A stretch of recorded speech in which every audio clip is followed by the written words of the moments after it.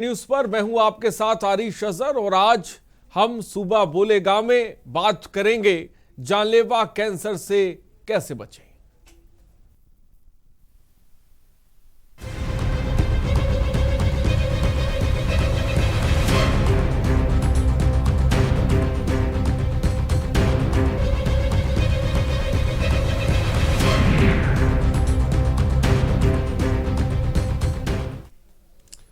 चार फरवरी का दिन एक बड़ी बीमारी कैंसर दिवस के रूप में मनाया जाता है और भारत में तेजी से बढ़ रहे मामलों को लेकर WHO के साथ ही कैंसर विशेषज्ञ इस बीमारी की रोकथाम के लिए नए नए तरीके इजाद करने में इलाज इजाद करने में लगे, जिससे कैंसर जैसी घातक बीमारी से निजात पाया जा सके।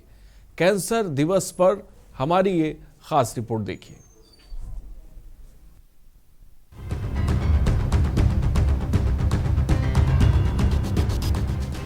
कैंसर एक खतरनाक रोग है। कैंसर कोशिकाओं को अनियमित तौर पर बढ़ाता है, साथ ही दूसरे अंगों में भी तेजी से फैलता है। अधिकतर कैंसर का कारण वातावरण होता है, शेष आनुवंशिकी से निर्धारित होते हैं।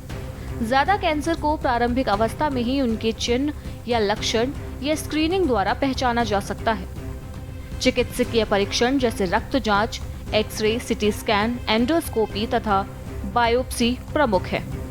कुछ कैंसर की रोकथाम उसको उत्पन्न करने वाले जोखिम कारकों जैसे तंबाकू चबाना, मोटापा, शारीरिक निष्क्रियता, मदिरापान, यौन संबंधी रोगों आदि से बचाव करके किया जा सकता है। अर्बुद यानी ट्यूमर का अर्थ है कोशिकाओं की असामान्य वृद्धि, जिससे एक परावर्तित कोशिकाओं का समूह बन जाता है, जिसे गांठ या लंप कहा जाता है। इसके बनने के कुछ प्रमुख कारण होते हैं, जिसमें कोशिका विभाजन को नियंत्रित करने वाली प्रक्रिया का समापन तथा उसके अंदर उपस्थित जीन्स में किन्हीं लक्षणों के प्रति जीनी उत्परिवर्तन। सामान्य तौर पर कैंसर के ट्यूमर दो प्रकार के होते हैं। इनमें से एक है स्वीयम ट्यूमर, जो कि अधिकतर परिसंपुटित होते हैं और एक ही स्थान पर सीमित रहते हैं, जबकि दूसरा ट्यूमर होता है दुर्दम, जिसे अंग्रेजी में मैलिग्नेंट भी कहा जाता है, जिसमें कोशिकाएं परिसंपुटित न होने के कारण रक्त परिवहन के साथ साथ शरीर के दूसरे भागों में जाकर स्थापित हो जाती हैं। दुर्दम कोशिकाएं अपनी सतह पर लगे हुए पदार्थों के कारण विशेष गुणों से युक्त होती हैं। साथ ही इनमें एक विशेष घटक भी होता है, जो कि किसी भी औषधि या हार्मोन के साथ संयुक्त होकर कोशिका की कायिकी को बदल देता है। इस कारणवश इन कोशिकाओं में स्वतः स्रावी कारक पैदा हो जाते हैं, जो उनको विशेष प्रतिजनीय गुण यानी एंटीजेनिक प्रॉपर्टी से युक्त करते हैं, जो कि हमारे इम्यूनिटी सिस्टम को कमजोर कर देता है। कैंसर के प्रारंभिक लक्षणों के बारे में चिकित्सा वैज्ञानिकों ने बताया कि शरीर में उत्पन्न किसी परिवर्तन या असामान्यता के साथ 6 सप्ताह से ज्यादा अवधि तक होने के दौरान इसमें गिरावट की स्थिति नहीं दिखाई देती है, तो उसकी तुरंत जांच करवाना आवश्यक होता है। कैंसर की जांच व उपचार जितनी जल्दी आरंभ हो जाए, परिणाम उतने ही अच्छे होने की संभावना है।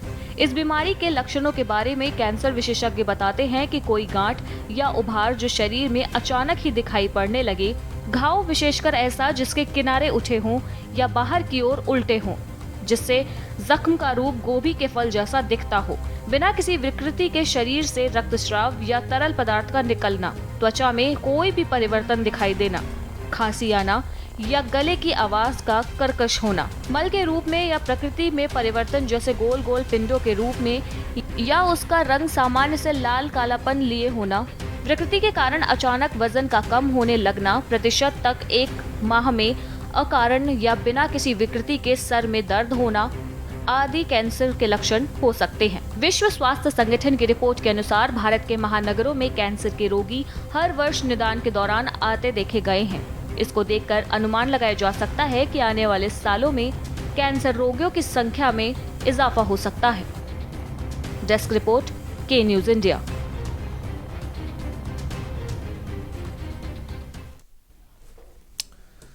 जी हाँ, तो आज वर्ल्ड कैंसर डे है, जिसके मद्देनजर हमने आज सुबह बोलेगा के कार्यक्रम में इसी मुद्दे पर आज हम बात करेंगे, चर्चा करेंगे। कैंसर से बचाव के बारे में जानेंगे, कैंसर कितने प्रकार के होते हैं और ये जो कैंसर डे है इसके पीछे आखिर मकसद क्या है जो इस दिन को रखा गया। और हमारे साथ तमाम डॉक्टर्स भी जुड़ेंगे। मैं चाहूँगा कि आप किसी तरह की भी सवाल पूछना चाहते हैं तो उनसे बेशक पूछ सकते हैं। फिलहाल सबसे पहले चलिए आपका तारुफ हम करा दें। डॉक्टर अभिमन्यु कपूर कैंसर विशेषज्ञ हैं, इस वक्त हमारे साथ जुड़े। डॉक्टर साहब आपका बहुत बहुत स्वागत है। डॉक्टर विकास तरेजा कैंसर विशेषज्ञ हैं, हमारे साथ जुड़े। विकास साहब आपका बहुत बहुत स्वागत है। डॉक्टर राजीव कक्कड़ साहब इस वक्त हमारे साथ जुड़ गए, सर आपका बहुत बहुत स्वागत है। डॉक्टर अरुण प्रकाश द्विवेदी हमारे साथ जुड़ गए, आपका बहुत बहुत स्वागत है सर। डॉक्टर SN प्रसाद, डॉक्टर नीरज कुमार जी, आप सबों का सबसे पहले बहुत बहुत स्वागत है। और नंबर्स लगातार फ्लैश हो रहे हैं, आप कॉल कर सकते हैं, अपनी बात को रख सकते हैं। और सबसे पहले आगाज सीधे डॉक्टर राजीव कक्कड़ सर से करते हैं। राजीव जी, आज कैंसर डे है और मैं आपसे भी ये जानना चाहूँगा, तमाम दर्शक जो इस वक्त देख रहे हैं वो भी ये जानना चाहेंगे, आखिर कैंसर डे क्यों मनाया जाता है, इसके पीछे क्या मकसद है, और इसके बारे में सबसे पहले तो बताएं। बिल्कुल सही बात का है। कोई भी डे, चाहे वो कैंसर डे है या किसी भी विशेष बीमारी का जो डे इसलिए मनाया जाता है जिससे ज़्यादा से ज़्यादा लोगों को अवेयर करा जा सके। बहुत सारी चीज़ें विश्व स्वास्थ्य संगठन इसीलिए ये मनाता है जिससे लोगों को इसके बारे में, इससे कैसे बचा जा सके और इसकी कैसे रोकथाम करी जा सके। In spite of so much of new medicine, बहुत सारे हम लोग की टेक्नोलॉजी डेवलप हो गई है, लेकिन जो कैंसर है उसके इंसिडेंस दिन पे दिन बढ़ता जा रहा है। उसके बारे में हम लोग, अगर कुछ बीमारियां ऐसी होती हैं, कैंसर होते हैं जिनको हम लोग पहले से रोक सकते हैं, उनको अगर हम लोग बचाव कर सकें, जैसे धूम्रपान, तंबाकू का सेवन, उससे कैंसर होने से हम लोग बच सकते हैं। कुछ कैंसर हेरिडिटरी होते हैं, आनुवंशिक होते हैं, उनको हम लोगों को पहले से अगर मालूम हो तो उसकी रोकथाम पहले से करी जा सकती है। डॉक्टर विकास तरेजा जी, जैसा कि सर ने बताया कि धूम्रपान और तमाम चीज़ें, वो कौन सी चीज़ें जिससे ये कैंसर जैसी खतरनाक बीमारी जो है आपको घेर सकती है, उससे थोड़ा सा एहतियात बरतने की ज़रूरत है? डॉक्टर साहब ने बहुत प्यार से बात बताई है कि कई ऐसी चीज़ें हैं जिनसे हम बच के बन सकते हैं, आगे कैंसर रोक सकते हैं। धूम्रपान, शराब, तंबाकू, गुटखा, इस तरह के कई हार्मफुल पदार्थ। साथ में साथ एक और इम्पोर्टेंट बात होती है कि एक्सरसाइज नहीं करना, अपने शरीर का मोटापा, चर्बी, वो भी एक बहुत महत्वपूर्ण रीज़न है जिसकी वजह से कैंसर बढ़ता है या कैंसर आपे से बाहर होता है।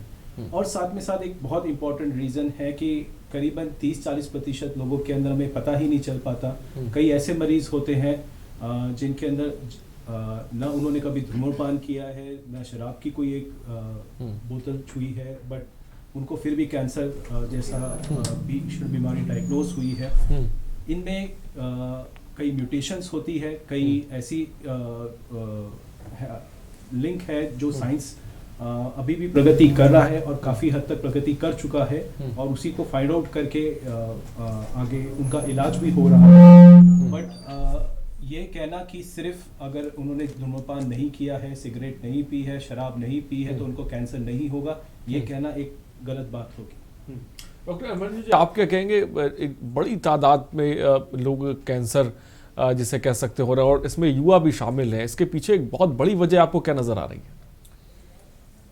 देखिए, वर्ल्ड कैंसर डे का यही मेन एक मकसद है, टू क्रिएट अवेयरनेस। कैंसर की संख्या इसलिए भी बढ़ रही है क्योंकि अब हम इनको बहुत जल्दी जल्दी पिक कर रहे हैं। जैसे मैं पेट के कैंसर का विशेषज्ञ हूं, हम अल्ट्रासाउंड कराते हैं। अब डेवलपमेंट इतनी ज्यादा हो गई है कि शुरुआत में ही गॉल ब्लैडर के कैंसर का हमें पता चल जाता है। तो ओवरऑल वर्ल्ड में डायग्नोसिस, मेडिकल इनोवेशंस, रिसर्च के चलते हमारे पास अब काफी ज्यादा सुविधाएं हैं कि हम कैंसर को जल्दी से डायग्नोज कर लेते हैं। दूसरा, बढ़ता हुआ प्रदूषण, खाने पीने में बहुत ज्यादा बदलाव, एक sedentary lifestyle, lack of exercise, westernisation of diet, उसके अलावा कुछ एक चीजें जो कि हेरिडिटरी या फेमिलियल होती हैं, ये सारी चीजें मिलके एक बड़ा समूह बन जाता है। सो कैंसर की उत्पत्ति मल्टी फैक्टोरियल कहलाती है। कई सारे फैक्टर्स कैंसर के उत्पन्न होने में अपना योगदान देते हैं। सो इसी के चलते incidence of cancer world wide increase होता जा रहा है। तो बड़ी बात डॉक्टर अभिमन्यु साहब ने कही कि आखिर क्या वजह है, किसकी वजह से जो ये कैंसर है ये बड़ी तादाद में लोगों को हो रहा है, लोग इससे जूझ रहे हैं। लेकिन शुरुआती तौर में अगर इसको समझ लिया जाए या इसका इलाज मिल जाए तो कैंसर जैसी घातक बीमारी से भी निपटा जा सकता है। इसमें कोई डरने की बात नहीं है। फिलहाल हमारे साथ डॉक्टर अरुण प्रकाश द्विवेदी जी भी हैं। डॉक्टर साहब, आज कैंसर डे पर क्या कहेंगे आप? Good evening to all.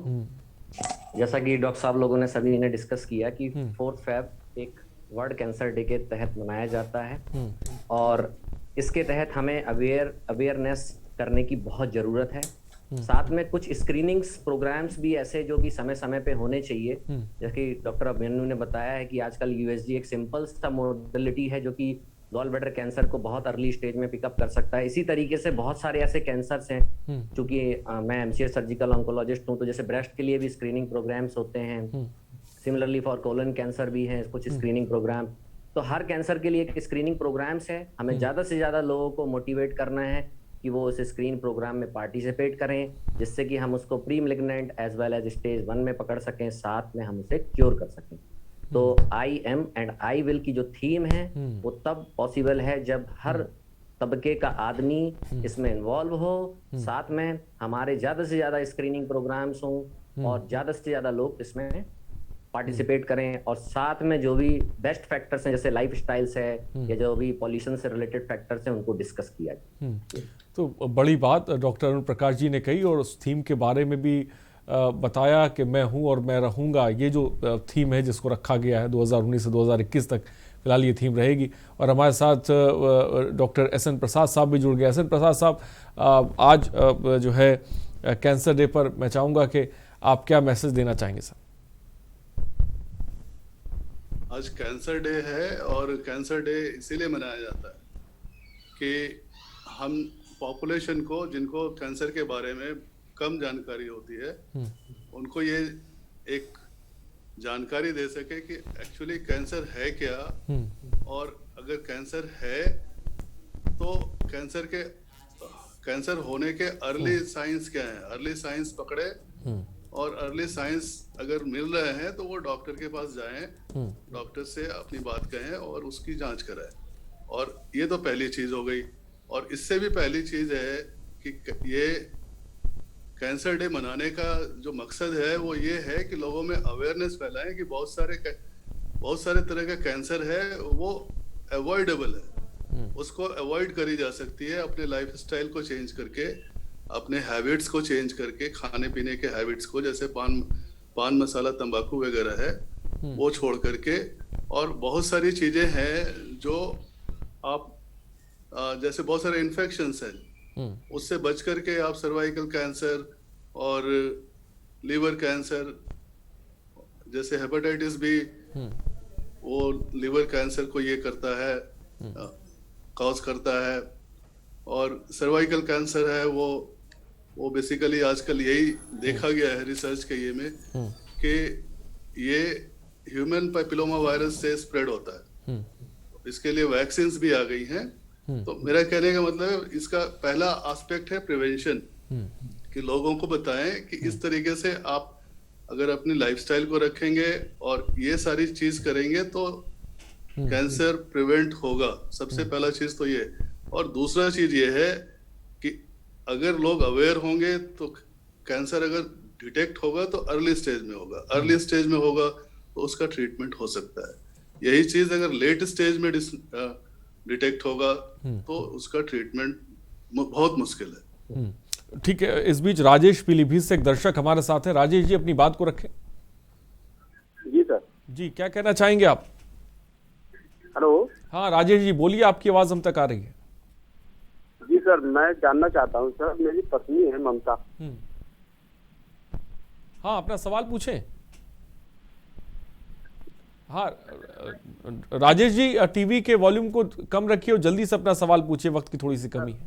Sir बिल्कुल सर। हाँ, टीवी की तरफ आप मत देखिए, जल्दी से अपना सवाल पूछें। सर ये पीरियड होती है सर, तो पीरियड होता है जैसे कि महीने में सर, वो ऐसी होती है सर। ठीक है, तो बहुत बहुत शुक्रिया राजेश जी हमसे जुड़ने के लिए। मैं चाहूँगा कि तमाम दर्शक जो इस वक्त कार्यक्रम देख रहे हैं वो जब भी हमें कॉल करें टीवी के वॉल्यूम को कम रखिए, ताकि कि आप तक आपकी जो बात है वो हम तक पहुंच पाए, आपका जो सवाल है उसका जवाब हमारे जो डॉक्टर्स का पैनल इस वक्त बैठा हुआ है वो दे पाए। फिलहाल हमारे साथ नीरज कुमार जी भी जुड़े हुए। नीरज कुमार जी, आज के दिन को लेकर आप क्या संदेश देना चाहेंगे? सबसे पहले तो मैं ये चाहूँगा। सबसे पहले तो हम बधाई देते हैं के न्यूज़ की इस मुहिम को और इस कार्यक्रम को, जिससे इन्होंने अवेयरनेस को करने के लिए एक अच्छा कार्यक्रम रखा और शहर के जितने भी ऑन्कोलॉजिस्ट हैं, कैंसर स्पेशलिस्ट हैं, उनको एक मंच पर लाया और पेशेंट्स के जागरूकता के लिए उनको एक मौका दिया है कि अपनी जो भी समस्याएं हैं उसको पूछें।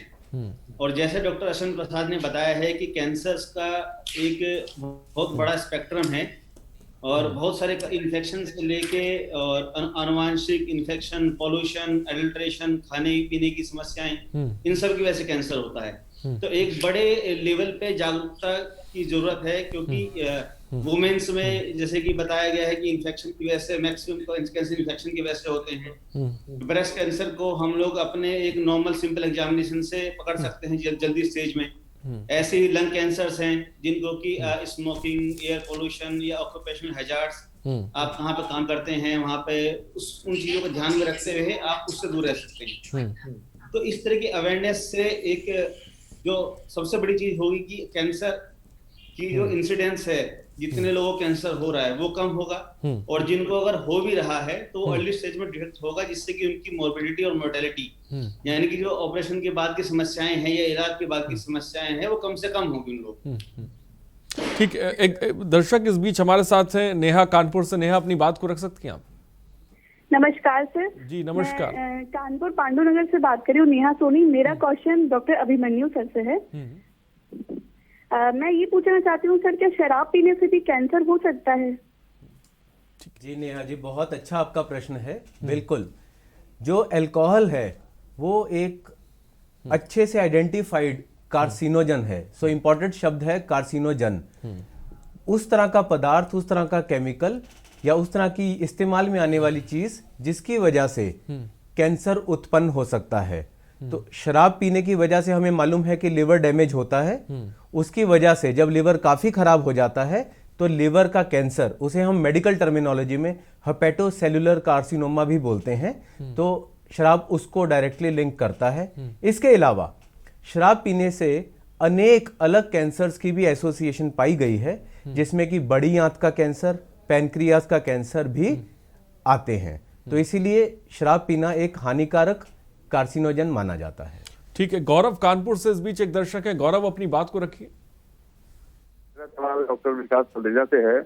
मैं गौरव द्विवेदी जी। और सर एक्चुअली मेरा सवाल ये है सर कि एक्चुअली आजकल की भागदौड़ की लाइफ में हम लोग बाहर भी रहते हैं और सर स्मोकिंग वगैरह है, और अगर जो बंदा स्मोकिंग भी नहीं कर रहा है लेकिन उसको देखा जाता है कि कैंसर का सिम्टम्स नजर आ रहा है, एक ऐसी बीमारी है जो पता नहीं चल पाती। सर इसके लिए क्या प्रिकॉशंस कर सकते हैं हम लोग? विकास जी, बहुत ही इम्पोर्टेंट सवाल पूछा है गौरव जी, और मैं आपका बहुत ही इम्पोर्टेंट सवाल है, क्योंकि 40-50% मरीज हमारे जब ओपीडी में आते हैं तो वो ऐसे आते हैं जिनको कभी कोई सिम्टम्स हुए ही नहीं होते हैं। अचानक से कोई रूटीन चेकअप कराया, अचानक से कुछ जांच कराई तो उसमें वो डिटेक्ट हुआ। बट ऐसे मरीज भी हैं जो 40-50% मरीज हैं जिनके अंदर सिम्टम्स हैं, बट वो सिम्टम्स को डिले किए जा रहे हैं।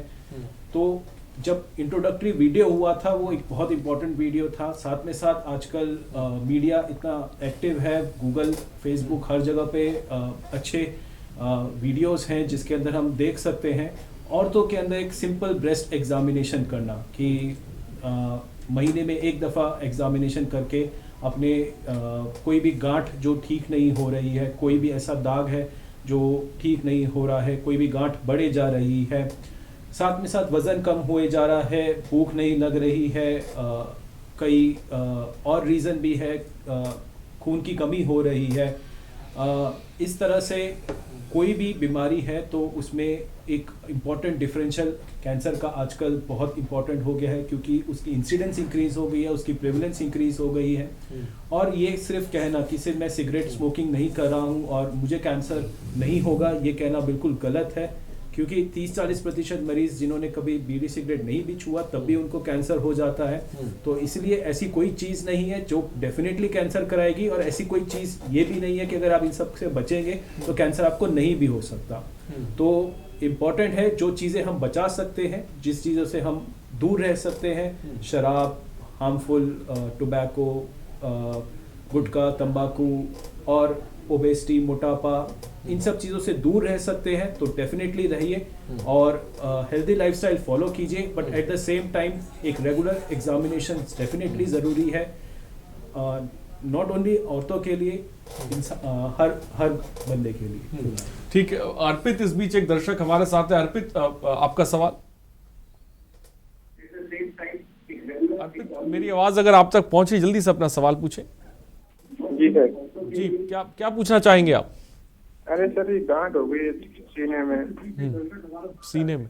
डॉक्टर राजीव कक्कड़ सर, सीने में इनकी सीने में कहाँ पे गांठ हुई है? आपको छाती के बाहर वो दिखाई दे रही है कि नहीं अंदर छाती के अंदर हो गई है? पहले एक बार हुई तो ऑपरेशन करा दिया था, अब दोनों साइड हो गई है। अच्छा, तो अगर ये छाती के बाहर है तो उसकी बायोप्सी हो जानी चाहिए, उससे मालूम पड़ेगा किस तरह की गांठ है, उम्र कैसी है। अगर उम्र कम है तो चांसेस ट्यूबरकुलोसिस भी हो सकती है। कई तरह की गांठें होती हैं, सारी गांठें कैंसर की नहीं होती हैं, लेकिन अगर आपने पिछली बार बायोप्सी हुई है उसमें अगर आपको कैंसर या कैंसर से संबंधित बीमारी है तो एक ऑन्कोलॉजिस्ट या कैंसर विशेषज्ञ से मिलना चाहिए। और ज़्यादातर अगर यंग एज है तो उसमें ज़्यादातर जो अपने एरिया में हो रहा है वो एक टीबी की गांठ हो सकती है। कभी कभी ऐसा भी हो जाता है कि कुछ गांठें ऊपर कोई इन्फेक्शन है, उसकी वजह से कुछ लिम्फ नोड्स वगैरह बढ़ जाती हैं, उसमें भी वो गांठ हो सकती है। तो कोई डरने की ज़रूरत नहीं है, और एक बार अपने डॉक्टर से, विशेषज्ञ से मिलकर के उसके विषय में पूरी तरह जांच कराइए, चेस्ट एक्सरे कराइए, खून की जांच कराइए, उसकी बायोप्सी या एफएनएसी कराइए, उससे आपको मालूम पड़ जाएगा उसका कारण क्या है, और ज़्यादातर निवारण आपके पास हो जाता है। तो उम्मीद है आपके सवाल का जवाब अब तक पहुंच गया होगा। नेहा कानपुर से एक बार फिर हमारे साथ जुड़ गई। नेहा, अपने सवाल को पूछें। मेरा सवाल था कि क्या शराब से कैंसर होने का डर? ठीक है, अभिमन्यु जी। मेरे ख्याल से पहले भी एक दर्शक ये क्वेश्चन पूछ चुका है। शराब पीने से, मैं दोहरा देता हूँ, शराब एक कार्सिनोजन है, यानी कि एक ऐसा पदार्थ जिसकी वजह से बॉडी में कैंसर उत्पन्न होने के चांसेस बढ़ते हैं। तो लिवर का कैंसर, बड़ी आंत यानी कि कोलन, पैनक्रियास, इवन स्तन का कैंसर, इनमें शराब एक रोल अदा करता है। इसीलिए एक्सेसिव अल्कोहल या अल्कोहल अब्यूज से हर हाल में बचना चाहिए। ठीक है, और इस बीच डॉक्टर एस.एन. प्रसाद जी, मेरा सवाल ये कि भाई कैंसर तो कई प्रकार के हैं, लेकिन इस बीच सबसे बड़ी तादाद कौन सी देखने को मिल रही है जो लोगों में वो कैंसर हो रहा है, इसके बारे में कोई जानकारी सर? अगर इसको इंडिया के कॉन्टेक्स्ट में देखें तो अभी सबसे ज्यादा ब्रेस्ट कैंसर और ब्रेस्ट कैंसर है, फिर सर्विक्स का कैंसर है, ओरल कैंसर्स हैं, जीआई कैंसर्स हैं, ये सारे ज्यादा संख्या में पाए जा रहे हैं इंडिया में। और अगर सिर्फ कानपुर में देखें, कानपुर और सिर्फ अगर हम अपने जिस इंस्टीट्यूट में मैं काम करता हूँ, जेके कैंसर इंस्टीट्यूट की बात करें तो वहाँ तो बस ओरल कैंसर्स पूरी बहुतायत से हैं। जितने केस रजिस्टर होते हैं उसके लगभग 40% oral head and neck cancers हैं। तो जी, इसके आगे और कुछ पूछा ठीक था। है, डॉक्टर बंधु उड़ीसा से इस बीच एक दर्शक हमारे साथ है। डॉक्टर बंधु साहब, अपने सवाल पूछें। जी, क्या जानना चाहेंगे आप? अब हमारा, हाँ, अपना सवाल पूछिए, आपकी आवाज हम तक साफ आ रही है। हमको कोलाइटिस हुआ था। हेलो, हाँ, आपको कोलाइटिस हुआ था, आगे? 2005 में हमारा कोलाइटिस डायग्नोसिस हुआ था। हाँ, डॉक्टर से परामर्श तो किया, कोलोनोस्कोपी से कोलाइटिस में बायोप्सी भी हुआ था, लेकिन कैंसर का कोई लक्षण नहीं था। अभी मैं मसाकल नाम का एक टेबलेट रोज ले रहा हूँ। क्या बीच में यह ठीक है डॉक्टर बंधु साहब, ठीक है, शायद अभिमन्यु जी अगर सवाल इनका समझ पाए। जी बिल्कुल। सो जो हमारे अभी जिन्होंने क्वेश्चन पूछा है, ये कहना चाह रहे हैं कि इनको अल्सरेटिव कोलाइटिस नाम की एक बीमारी है। इस बीमारी में पूरी बड़ी आंत की जो अंदर की लाइनिंग है उसमें अनेक छाले बन जाते हैं, अल्सर्स बन जाते हैं, और ये सूजन वाला जो ये छाला है ये अल्सरेटिव कोलाइटिस के नाम से जाना जाता है। तो जैसे ये ऑलरेडी मीसाकॉल नाम की दवा ले रहे हैं, इससे इस बीमारी में काफी कंट्रोल रहता है। लेकिन अगर अल्सरेटिव कोलाइटिस कई सालों तक, यानी कि 1 दशक 2 दशक तक चलती रहे और पेशेंट को बार बार इसका रिलैप्स हो रहा है, यानी कि बीमारी बार बार लौट लौट के अधिक से अधिक दिक्कत लेके आ रही है, तो उन पेशेंट्स में बड़ी आंत का यानी कि कोलन का कैंसर बनना स्वाभाविक और ज्यादा पाया जाता है।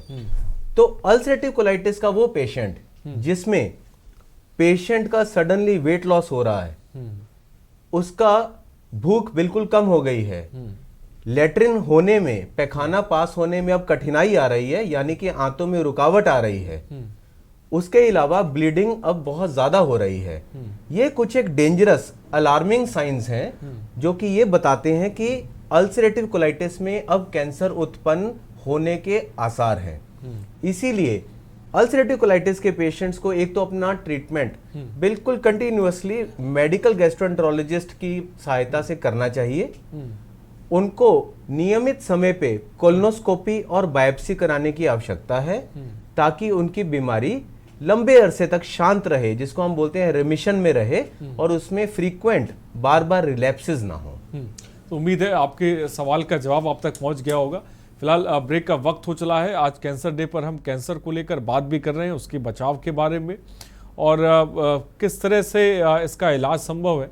और कोई भी सवाल हो, मैं चाहूँगा कि आप भी इस कार्यक्रम में हमसे पूछ सकते हैं। हमारे साथ तमाम डॉक्टर्स भी बैठे हुए हैं। फिलहाल रुकते छोटे से ब्रेक के लिए, हम जल्द हाजिर होंगे, आप बने रहिए हमारे साथ।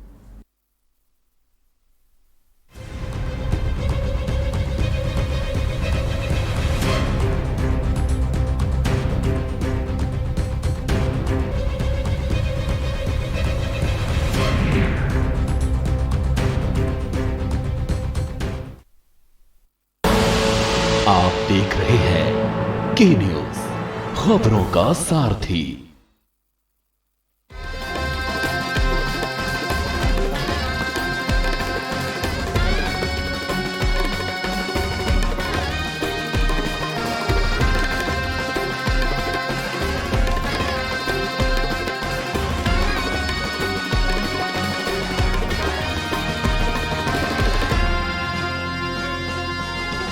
कृष्ण की जन्मभूमि पर आस्था का संसार बसा है, कण कण में देवत्व भरा है, यहाँ दिलों में प्यार बसा है, महिलाओं का मान बढ़ा है, कृषकों का सम्मान बढ़ा है, परदेशी को घर में रोजी, माटी का अभिमान बढ़ा है। अब यूपी की बात ही अलग है, अब यूपी की बात ही अलग है, अब यूपी की बात ही अलग है।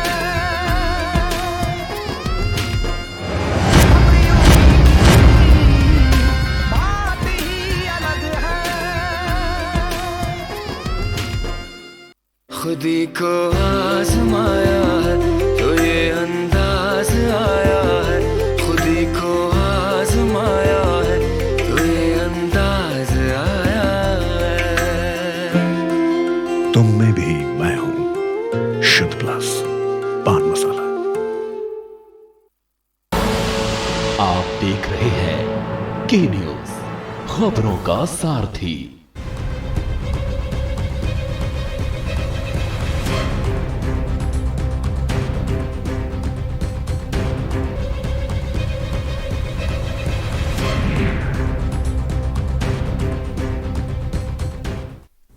तो ब्रेक के बाद आपका स्वागत है कैंसर डे पर। आज सुबह बोलेगा के कार्यक्रम में हम आज कैंसर को लेकर ही बात कर रहे हैं। हमारे साथ डॉक्टर्स का पैनल है जो कैंसर से किस तरह से आप बच सकते हैं, वो कौन सी चीज़ें हैं जिसकी वजह से जो है कैंसर लोगों को हो रहा है, और तमाम चीज़ों के बारे में साफ तौर पे बता रहे हैं। और इस वक्त हमारे साथ डॉक्टर नीरज जी भी जुड़े हुए हैं, नीरज कुमार। सीधे उनके पास चलते हैं। डॉक्टर नीरज जी, मेरा सवाल ये है कि भाई बहुत बड़ी तादाद में लोगों के अंदर ये भी भ्रम है कि कैंसर कहीं छूने से तो नहीं फैल जाता। अगर किसी के कैंसर है तो लोग छूने से बचते हैं। क्या ये छुआछूत वाली बीमारी टाइप की भी है क्या सर? नहीं, ये केवल भ्रम है। जैसे आपने कहा ये भ्रम है, और भ्रम जो है वो सही नहीं है। कैंसर कभी छूने से नहीं फैलता है और कैंसर की ऐसी कोई नहीं। लेकिन हाँ, ये चीज है कि जो जिन इन्फेक्शन से कैंसर होता है, तो इन्फेक्शंस को लेकर थोड़ी सावधानी बरतनी चाहिए। जो इन्फेक्शन डिजीज होती है, जो कैंसर जैसे सर्वाइकल कैंसर है, वो इन्फेक्शन से फैलता है। और इस तरह के और जितने भी हमारे जेनाइटल कैंसर्स हैं, उसमें काफी बड़ा रोल होता है। तो उस कंडीशंस में उन चीजों का ध्यान रखना पड़ेगा। HIV है, HIV में आपको ध्यान रखना पड़ेगा कि HIV की वजह से भी कैंसर्स होते हैं। तो उन पेशेंट्स को HIV के जो गाइडलाइन है मैं नीरज जी आपके पास आऊंगा। कुछ दर्शक भी इस बीच हमारे साथ हैं। शिखा कानपुर से इस बीच एक दर्शक है। शिखा, अपनी बात को रखें। शिखा, क्या मेरी आवाज आप तक पहुंच रही है? ठीक है। राजेंद्र राणा इस बीच एक दर्शक हमारे साथ है। राजेंद्र जी, अपना सवाल पूछें। राजेंद्र जी, क्या मेरी आवाज आप तक पहुंच रही है? ठीक। चंद्र प्रकाश कुरुक्षेत्र से दर्शक है। चंद्र प्रकाश जी, अपना सवाल पूछें। सर, सवाल कुछ नहीं, बस थोड़ी सी जानकारी कहते हैं कि जैसे सर फैटी लीवर हो जाता है लोगों का, तो बहुत समस्या है भाई, कि नहीं कितना पूरा चल पाए और फैटी लीवर हो जाता है। तो क्या सर इसमें समस्या कैंसर तक बन जाती है, या इससे किस तरह मतलब बचाया जा सकता है? ठीक है अभिमन्यु जी। फैटी लिवर को समझने के लिए पहले ये सोचना है कि जो लिवर है हमारा, वो अनेक हेपेटोसाइट्स यानी कि लिवर के सेल से बना हुआ है, और उसमें कुछ ही परसेंटेज जो है वो फैट सेल्स की पाई जाती है। अगर उन फैट सेल्स की मात्रा बढ़ जाती है, यानी कि लिवर के अंदर फैट की मात्रा बढ़ जाती है, तो उसको हम फैटी लिवर बोलते हैं। ये अलग ग्रेड्स का होता है, ग्रेड 1 यानी कि थोड़ा, ग्रेड 2, ग्रेड 3 और ग्रेड 4। जब लिवर के अंदर फैट काफी ज्यादा मात्रा में बढ़ जाता है, तो वो लिवर भी डैमेज हो जाता है। उसको हम non alcoholic fatty liver disease के नाम से जानते हैं। जब ये लिवर काफी ज्यादा डैमेज हो जाए, क्रॉनिक लिवर डिजीज बन जाए, तो वो लिवर में अनेक छोटी छोटी गांठें बन जाती हैं, और अगर इसका सही तरीके से ट्रीटमेंट ना हो तो उनमें से कोई गांठ में कई बार कैंसर भी उत्पन्न हो सकता है। हालांकि ये काफी अरसे के बाद ये डेवलपमेंट होती है। तो फैटी लिवर से बचने के लिए रेगुलर एक्सरसाइज, बहुत ज्यादा ऑयली चीजें इनका ना सेवन करना, बहुत मीठी चीजें ना खाना, सीडेंटरी लाइफस्टाइल से बाहर निकलना, दिस इज वेरी इंपॉर्टेंट। ठीक है। शिवनाथ इस बीच एक दर्शक हमारे साथ हैं। शिवनाथ जी, अपना सवाल पूछें। शिवनाथ, क्या मेरी आवाज आप तक पहुंच रही है? ठीक है। उमेश जैन मेरठ से इस बीच एक दर्शक है। उमेश जैन जी, क्या जानना चाहेंगे आप? नमस्कार जी नमस्कार। मैं ये पूछना चाह रहा था कि नींद का कम होना भी, हाँ मैं ये पूछना चाह रहा था ईश्वर भाई। हाँ पूछिए। मैं ये पूछना चाह रहा था, कमी का कारण भी कैंसर हो सकता है क्या? उनका कहना है कि क्या नींद कम आना भी कैंसर का कारण हो सकता है कि राजीव? नींद एक बहुत अभिन्न अंग है हमारे, अभिन्न चीज़ है हमारी लाइफ में। 1/3 जिंदगी हमारी सोते हुए बीतती है, और जितनी बीमारियां होती हैं ज़्यादातर उसकी उत्पत्ति रात को होती है, और हम लोग जितने टेस्ट करते हैं वो ज़्यादातर दिन में का होते हैं। नींद ना आने के कई कारण होते हैं, उसमें कुछ ऐसे कारण भी होते हैं जिनको हम लोग अवॉइड कर सकते हैं। हम लोग को जो लाइफ पैटर्न है, ज़्यादातर हम लोग लेट नाइट में जगते हैं। नींद को कम से कम हर स्वस्थ आदमी के लिए 7.5 7 घंटे से 8 घंटे सोना अति आवश्यक होता है। केवल ड्यूरेशन ही स्लीप का पैटर्न नहीं डिसाइड करता है, उसकी डिफरेंट स्टेजेस होती हैं, N1, N2, N3 and REM sleep, जिसमें बॉडी का पूरा सुचारू रूप से चलना, मेमोरी का हार्ड डिस्क, सॉफ्ट डिस्क से हार्ड डिस्क में जाना और बॉडी का रिपेयर, स्पेशली ब्रेन का रिपेयर एक पर्टिकुलर स्टेज N3 और रैम स्लीप में होता है। बॉडी में अगर आप ठीक से नहीं सोएंगे तो बॉडी में इन्फ्लेमेटरी मीडिएटर, सूजन पैदा करने वाले कुछ तत्व बॉडी में सर्कुलेट होते हैं और बॉडी के डिफरेंट ऑर्गन्स में उसको डैमेज करते हैं, सूजन करते हैं और कोई भी क्रॉनिक स्वेलिंग आगे चल करके एक गंभीर समस्या में प्रदान कर सकती है, जैसे आर्टरीज का नर्व होना, एथेरोस्क्लेरोसिस होना, कुछ चीज़ों में मेटाबॉलिक चेंजेस आना, वो आगे चल के गंभीर बीमारियों में परिवर्तित हो सकती है और कुछ ऐसी बीमारियां भी हो सकती हैं जिसका कोई इलाज नहीं है। तो नींद लेना, समय से नींद लेना, रात की नींद लेना, 8-8.5 घंटे की, 7.5-8 घंटे की नींद लेना, ये हमारे लिए बहुत आवश्यक है। और ह्यूमन बींग्स को, जो मैमल्स होते हैं, उनकी एक ब्लॉक स्लीप होती है, एक बार में पूरी नींद पूरी करी जाती है। ऐसा नहीं होता कि 4 घंटे रात को सोए और 2 घंटे दिन में सोए और हमारी नींद पूरी हो गई। तो नींद पूरी करना, स्वस्थ रहना, प्रॉपर व्यायाम करना हमारे लिए अति आवश्यक है। ठीक है। और तो साफ तौर पे आपने सुना जो बात राजीव कक्कड़ साहब ने कही कि नींद बहुत ज़रूरी है और अगर आप एक अच्छी नींद लेते हैं तो बहुत सी बीमारियां तो ऐसे ही आप उससे जो है वो दूर रहेंगे। तो अच्छी नींद लेना बहुत ज़रूरी है। इस बीच नंबर्स लगातार फ्लैश हो रहे हैं, आप कॉल कर सकते हैं, अपनी बात को रख सकते हैं।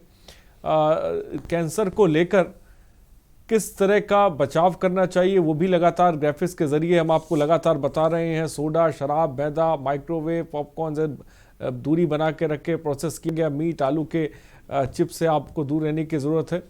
और सोडा में शुगर कैंसर कोशिकाओं को जो है वो बढ़ाती है, शराब से लीवर, किडनी को नुकसान पहुंचता है। और ये ग्राफिक्स के ज़रिए भी लगातार हम आपको दिखा रहे हैं, क्योंकि आज कैंसर डे है, लिहाजा हमने एक कार्यक्रम रखा है। एक संदेश देने की भी कोशिश इस कार्यक्रम के माध्यम से हम कर ही रहे हैं। और कैंसर जिससे डरने की ज़रूरत नहीं है, छोटे शहरों में भी साफ तौर पे अब इलाज इसके संभव हैं। पहले बड़े बड़े शहरों की तरफ लोग रुख करते थे, लेकिन ये जानने की ज़रूरत है। और इस बीच ग्राफिक्स के ज़रिए भी हम आपको बता रहे हैं कैंसर से बचाव के लिए जो दूरी है वो बनाएं और किन चीज़ों से वो दूरी बनाए जाए, जिसके बारे में। और मुख्यमंत्री योगी आदित्यनाथ एक कार्यक्रम में शिरकत कर रहे हैं। सीधे आपको इस वक्त लेके चलते हैं। डिप्टी सीएम भी इस वक्त मौजूद हैं। लाइव तस्वीरें इस वक्त आपकी टीवी स्क्रीन पर हैं, जहां पर सीएम योगी आदित्यनाथ इस वक्त कार्यक्रम में शिरकत कर रहे हैं।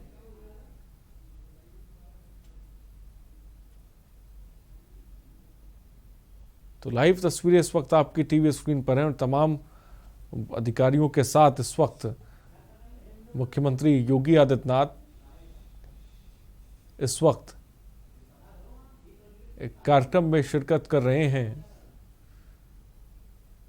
आलाधिकारी उनके साथ हैं, डिप्टी सीएम भी मौजूद हैं। तो शहीद स्मारक पर इस वक्त मुख्यमंत्री योगी आदित्यनाथ हैं।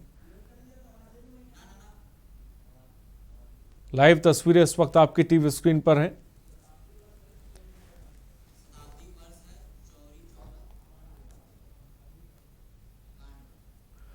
तो शताब्दी वर्ष है आज चौरी चौरा कांड का, जिसके मद्देनजर शहीद स्मारक पर दीप प्रज्वलित करने पहुंचे हैं मुख्यमंत्री योगी आदित्यनाथ। उनके साथ डिप्टी सीएम भी मौजूद हैं, तमाम अधिकारी भी उनके साथ मौजूद हैं। लाइव तस्वीरें इस वक्त आपकी टीवी स्क्रीन पर हैं।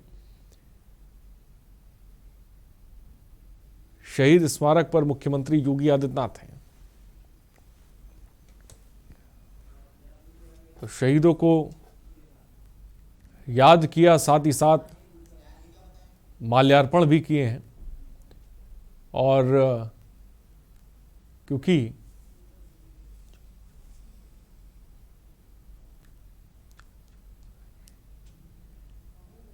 लाइव तस्वीरें इस वक्त आपकी टीवी स्क्रीन पर मुख्यमंत्री योगी आदित्यनाथ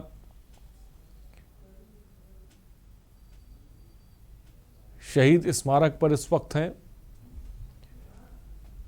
और चौरी चौरा की वर्षगांठ है, लिहाजा मुख्यमंत्री योगी आदित्यनाथ आज शहीदों को याद करने के लिए पहुंचे हुए हैं।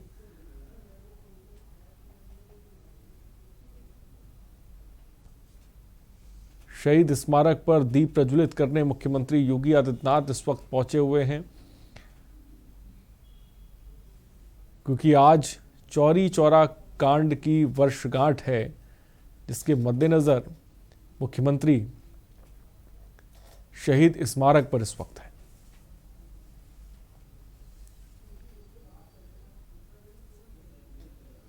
उनके साथ डिप्टी सीएम और तमाम आलाधिकारी भी इस वक्त मौजूद हैं।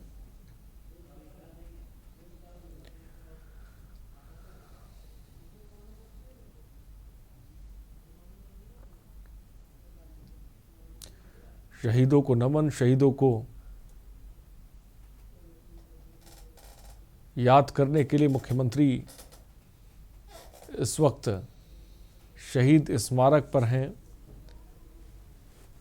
बड़ी तादाद में स्कूली बच्चे भी कार्यक्रम में पहुंचे हुए हैं, जो आप तस्वीरें इस वक्त देख सकते हैं।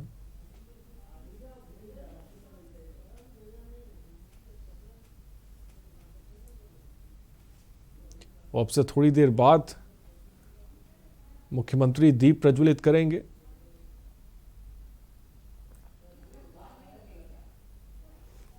तो शहीद स्मारक पर दीप प्रज्वलित करने के लिए मुख्यमंत्री योगी आदित्यनाथ, डिप्टी सीएम, अपर मुख्य सचिव गृह,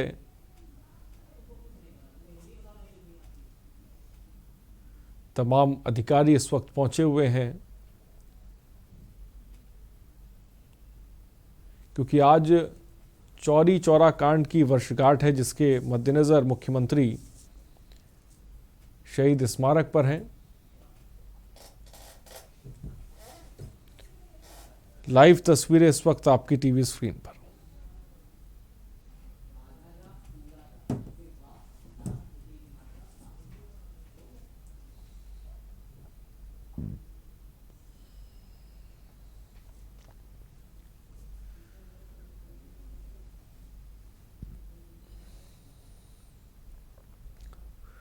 तो शहीद स्मारक पर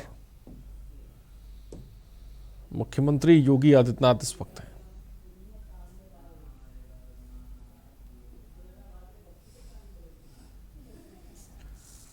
लाइव तस्वीर इस वक्त आपको लखनऊ से दिखा रहे हैं। शहीद स्मारक पर मुख्यमंत्री हैं, डिप्टी सीएम हैं, तमाम आलाधिकारी उनके साथ जो है मौके पर मौजूद हैं।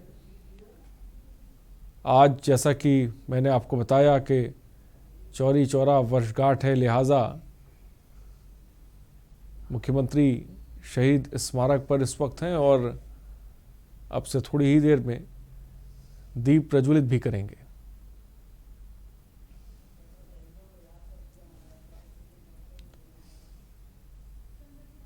तो चौरी चौरा समारोह आज पूरे देश में जिसका आयोजन हो रहा है और उसी के मद्देनजर मुख्यमंत्री योगी आदित्यनाथ इस वक्त शहीद स्मारक पर हैं।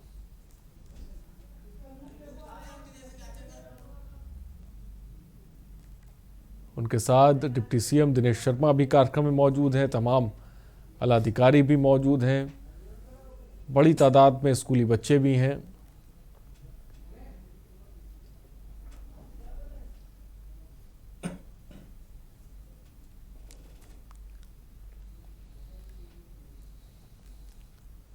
तो चौरी चौरा शताब्दी महोत्सव कार्यक्रम में मुख्यमंत्री योगी आदित्यनाथ इस वक्त पहुंचे हुए हैं।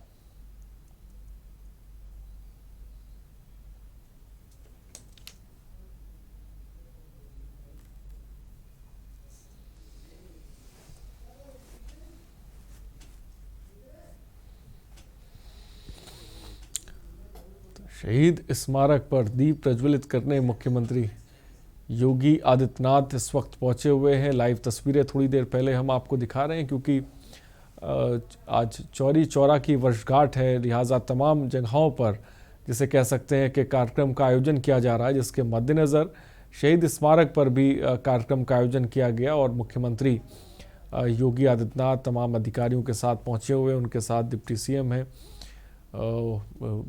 और स्वतंत्र देव सिंह हैं, तमाम आलाधिकारी भी हैं। आज का दिन बहुत ख़ास है, आज का दिन बहुत अहम है, जिसके मद्देनज़र मुख्यमंत्री तमाम अधिकारियों के साथ इस वक्त शहीद स्मारक पर हैं। तो चौरी चौरा समारोह का आज पूरे देश में आयोजन हो रहा है।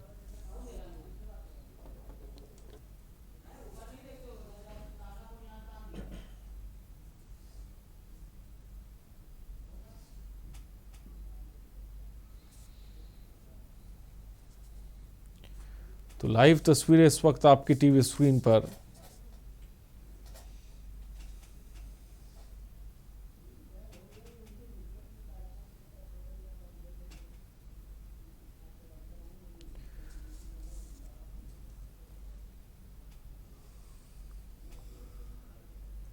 तो लाइव तस्वीरें इस वक्त आपकी टीवी स्क्रीन पर दिखा रहे हैं। शहीद स्मारक पर मुख्यमंत्री योगी आदित्यनाथ हैं।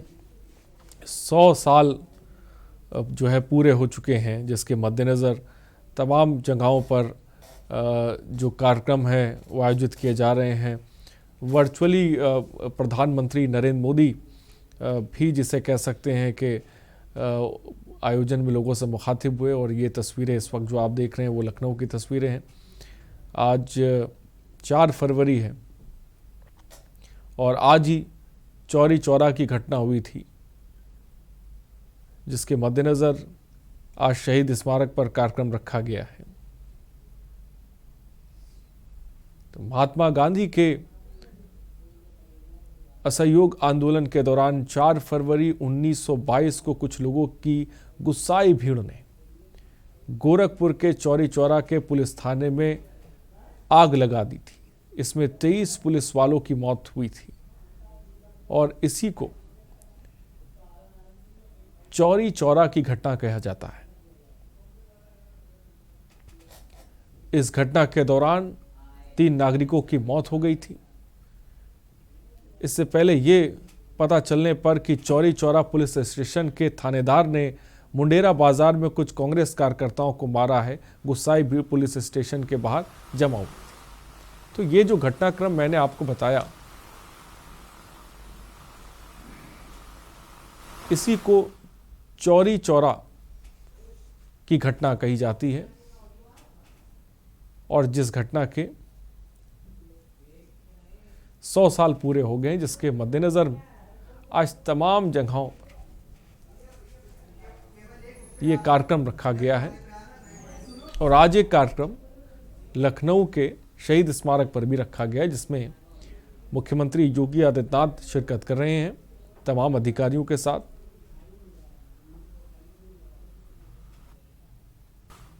सुबह 11 बजे के आसपास प्रधानमंत्री नरेंद्र मोदी ने भी कार्यक्रम में शिरकत किया था और इस वक्त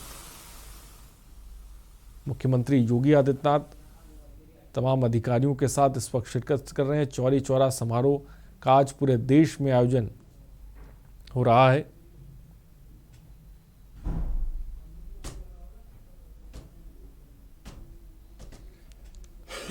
कार्यक्रम की बात करें तो उत्तर प्रदेश के सभी 75 जिलों में एक कार्यक्रम आयोजित किया गया है चौरी चौरा घटना को याद में। इस समारोह के अंतर्गत पूरे साल आयोजन होंगे और 4 फरवरी 2022 को इसका समापन होगा। और इसके तहत आपको बता दें, विभिन्न प्रकार की प्रतियोगिताएं भी आयोजित की जाएंगी।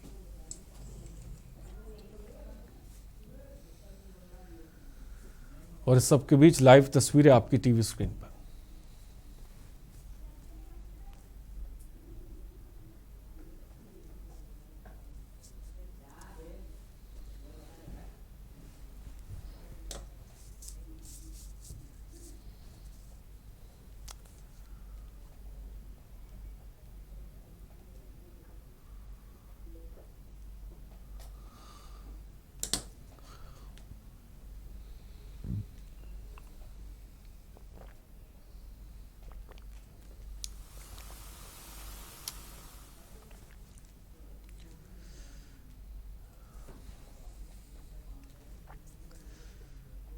तो लखनऊ से लाइव तस्वीरें। चौरी चौरा शताब्दी महोत्सव कार्यक्रम में मुख्यमंत्री योगी आदित्यनाथ शिरकत कर रहे हैं। प्रदेश अध्यक्ष स्वतंत्र देव सिंह भी कार्यक्रम में मौजूद हैं। नवनीत सहगल, अवनीश अवस्थी भी कार्यक्रम में मौजूद हैं।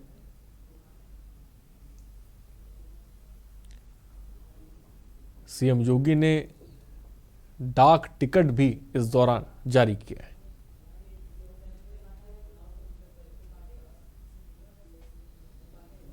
और कार्यक्रम में स्कूली बच्चे भी शामिल हैं।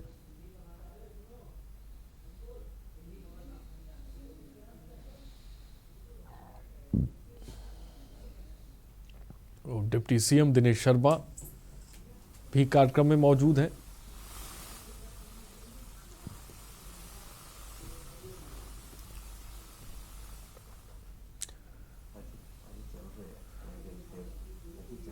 तो मुख्यमंत्री योगी आदित्यनाथ इस वक्त शहीद स्मारक पर हैं, दीप प्रज्वलित करने के लिए पहुंचे हैं।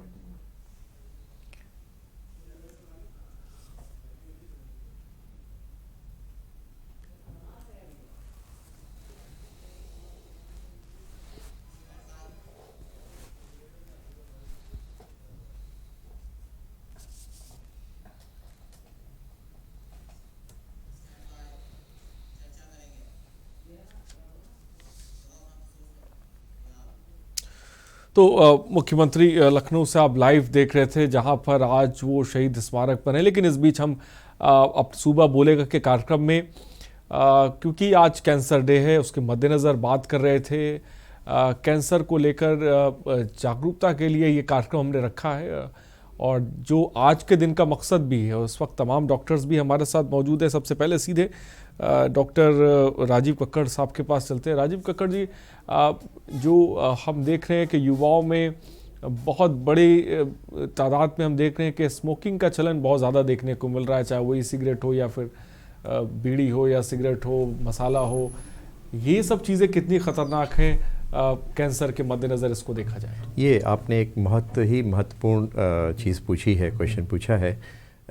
10 में से जो लंग के कैंसर, हम लंग के कैंसर ही देखते हैं ज़्यादातर। लंग के कैंसर 10 में से 7 लोग ऐसे होते हैं जो स्मोकर डायरेक्टली या इनडायरेक्टली ले रहे होते हैं। पैसिव स्मोकिंग भी बहुत ज़्यादा इम्पॉर्टेंट है। एक सिगरेट में कई हज़ार ऐसे तत्व होते हैं जो कि कैंसर प्रोड्यूस करते हैं, जिसमें 60 डायरेक्ट ऐसी चीज़ें होती हैं जो कि कैंसर प्रोड्यूस करती हैं, जिसमें कुछ मेटल्स होते हैं, कुछ रेडियो एक्टिव मटेरियल भी होते हैं जो बर्न करने के बाद लंग को सीधे प्रभावित करते हैं। यानी कि हम लंग के कैंसर को बचाना चाहें तो बचा सकते हैं केवल स्मोकिंग से दूर रह करके। उसके अलावा कुछ ऐसी चीज़ें जैसे पोल्यूशन है, वो सारी चीज़ें भी करती है। और ये बात आपकी बिल्कुल ठीक है, कुछ ई सिगरेट्स या युवाओं में जो प्रचलन हो रहा है सिगरेट पीने का, उसका बहुत लगातार कैंसर के ऊपर प्रभाव पड़ता है। सीधे फेफड़ा एक ऐसी चीज़ है जो वायुमंडल से डायरेक्टली कम्युनिकेट करता है। जितनी बार हम सांस लेते हैं उतनी बार हम लोग कुछ ना कुछ वायुमंडल से पदार्थ अपने अंदर लेके जाते हैं। और फेफड़े का मुख्य काम होता है ऑक्सीजन लेकर के बॉडी के डिफरेंट ऑर्गन्स को लेके जाना। उसमें अगर हम स्मोक करेंगे, वो ऐसी चीज़ें लेंगे जो कि लंग्स के लिए हानिकारक हैं, वो ना केवल लंग को ही प्रभावित करती हैं, स्मोकिंग के जो एलिमेंट्स हैं वो जाकर के खून के द्वारा दूसरे ऑर्गन्स को, लीवर है, पैनक्रियाज है, ब्लैडर है, किडनी है, उनको प्रभावित करते हैं। जब हम स्मोक करते हैं तो केवल हमारे फेरिंग्स का, लंग का, उसके अलावा वो इसोफेगस में जाकर के बड़ी छोटी आंतों को भी प्रभावित करता है। तो स्मोकिंग से इसका सीधा प्रभाव होता है। जहाँ तक कुछ लोगों में भ्रांतियाँ हैं कि ई सिगरेट से कोई हानिकारक नहीं चीज़ होती है, जबकि इसमें एक निकोटीन पदार्थ को ले करके उसको गर्म करते हैं, उससे जो हार्मफुल सब्सटेंस होता है उनको हम इनहेल करते हैं। तो स्मोकिंग तो नहीं है, लेकिन ई सिगरेट भी हमें कैंसर का एक महत्वपूर्ण कारण होता है, जो कि कैंसर या दूसरे हानिकारक प्रभाव हमारे स्वास्थ्य के ऊपर करते हैं। और डॉक्टर नीरज कुमार जी, क्या कैंसर जिससे लोगों को बहुत ज़्यादा डर लगता है कैंसर के नाम से, क्या इसका इलाज आज संभव है? छोटे शहरों की बात की जाए और सबसे बड़ा बात, सबसे खतरनाक कैंसर कौन सा है डॉक्टर नीरज जी? खतरनाक होते हैं अगर उनका सही से इलाज ना किया जाए। कैंसर का नाम ही कैंसर अपने आप में ही एक खतरनाक बीमारी है। तो किसी भी कैंसर को हमको हल्का या लेना है कि ये हल्का कैंसर है या भारी कैंसर, ऐसा नहीं है। और रही बात ये इनके इलाज को, तो आज के परिप्रेक्ष्य में हम देखें तो किसी भी शहर में एक नहीं कई 3-4 cancer surgeons, oncologist, medical oncologist, surgical oncologist जो है अवेलेबल हैं। लगभग हर बड़े शहर में रेडियोथेरेपी, कीमोथेरेपी की सुविधा उपलब्ध है। किसी भी पेशेंट को स्टेट तो छोड़िए, अपना शहर बदलने की जरूरत भी नहीं पड़ेगी। जैसे कानपुर में जो पेशेंट्स हैं, लखनऊ में पेशेंट्स हैं, उन्नाव में पेशेंट्स हैं, तो कानपुर के पेशेंट्स को कानपुर छोड़ने की जरूरत नहीं है, ऐसे ही लखनऊ के पेशेंट्स को लखनऊ छोड़ने की जरूरत नहीं होगी। हर शहर में बड़े ही अच्छे विशेषज्ञ अवेलेबल हैं।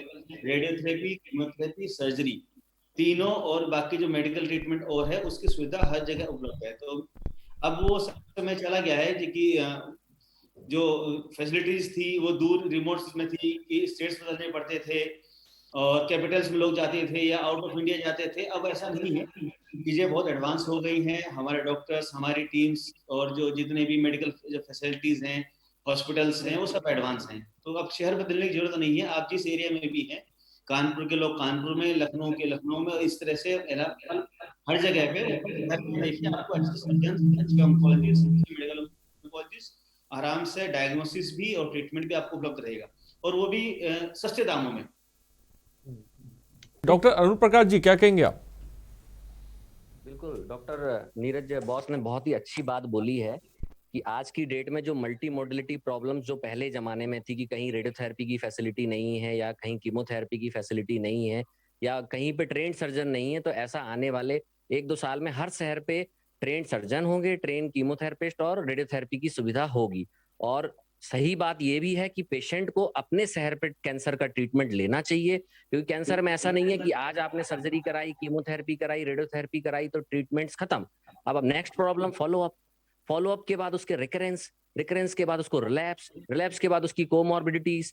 तो यदि अपने शहर में उसको ये मार्केट मिलता है कैंसर का, जो कि कानपुर में बहुत अच्छा डेवलप हो रहा है, तो डेफिनेटली पेशेंट को बहुत सारी चीजें और फाइनेंशियली बहुत ही मदद मिलेगी। साथ में इस मंच से मैं बहुत इंपॉर्टेंट चीज बताना चाहूंगा कि इंश्योरेंस सबसे बड़ा इंपॉर्टेंट अपना जो अभी इंडिया में देखने को मिलता है कि पेशेंट इंश्योर्ड नहीं है कैंसर के प्रति, तो पेशेंट्स की इंश्योरेंस सिस्टम अच्छा होना चाहिए। साथ में पेशेंट्स को फंडिंग की जो प्रॉब्लम्स हैं उसकी जागरूकता होनी चाहिए। सीएम फंड, पीएम फंड, तमाम ऐसे फंड्स हैं जो कि हर किसी को मालूम है नहीं, उन सब की जानकारी, जागरूकता भी जरूरी है। साथ में जो सर्वाइवर हैं, हमारे कैंसर सर्वाइवर पेशेंट्स हैं, उनके लिए बहुत ही अच्छे सिस्टम और अच्छी पैलिएटिव केयर भी होनी चाहिए। बस यही है कि जिसके थ्रू हम लोग कैंसर का ट्रीटमेंट कानपुर शहर में भी बहुत बड़े लेवल पे ले जा सकते हैं। तो विकास सरेजा जी, आप क्या कहेंगे? कीमोथेरेपी से लोगों को बहुत डर लगता है, क्या ये पूरी तरह सुरक्षित है? बहुत ही वाजिब सवाल है और बहुत ही इम्पोर्टेंट सवाल है। जब हम देखते हैं जैसे बीपी का इलाज है कि भाई एक दिन का इलाज नहीं है, लाइफ लॉन्ग बीपी की गोली चलती रहती है। जैसे शुगर का इलाज है, भाई एक दिन का इलाज नहीं है, लाइफ लॉन्ग शुगर की गोली चलती रहती है या इंजेक्शन चलता रहता है, बीच में हर बार डॉक्टर को दिखाते रहना चाहिए। तो उसी तरह से कैंसर का इलाज आजकल बहुत विकसित हो गया है, बहुत ही पर्सनलाइज्ड हो गया है, बहुत ही